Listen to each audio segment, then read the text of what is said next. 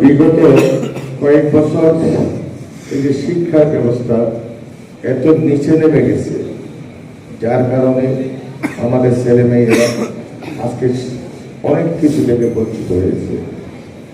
আপনারা জানেন এখন গণতান্ত্রিক সরকার এসেছে। গণতান্ত্রিক সরকারের যে আলোচিত শিক্ষামন্ত্রী, আগের সাবেক শিক্ষা প্রতিমন্ত্রী জনাব এহসানুল হক মিলন,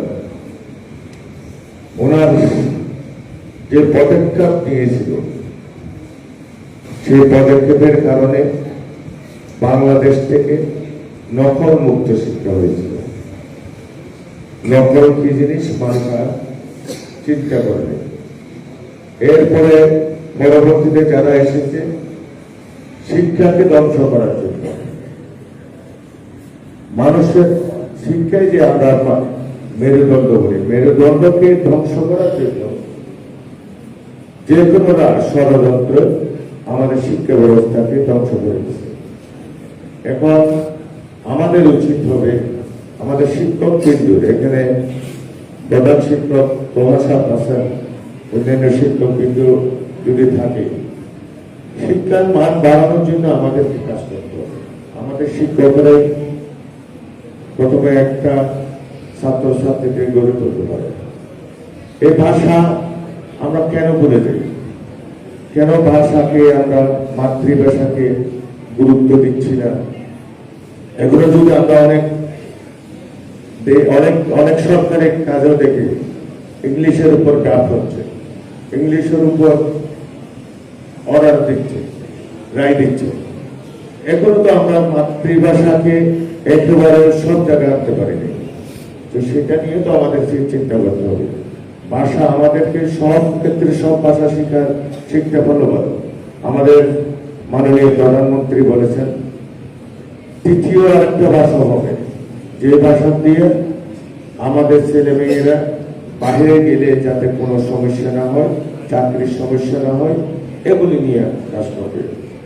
ভাষা আপনি 50টা ভাষা শিখেন, ভাষা শেখার কোনো সমস্যা নেই, কিন্তু আমার ভাষাকে বাদ দিয়ে, মাতৃভাষাকে বাদ দিয়ে, যে ভাষার জন্য মানুষ শহীদ হয়েছে সেই ভাষাকে বাদ দিয়ে অন্য ভাষা না, আমাকে ওইটাই প্রাধান্য দিতে হবে।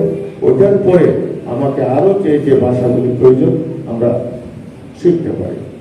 এখানে যারা আমাদের স্টুডেন্ট ছাত্রছাত্রীরা এসেছে তাদের উদ্দেশ্য বলবো,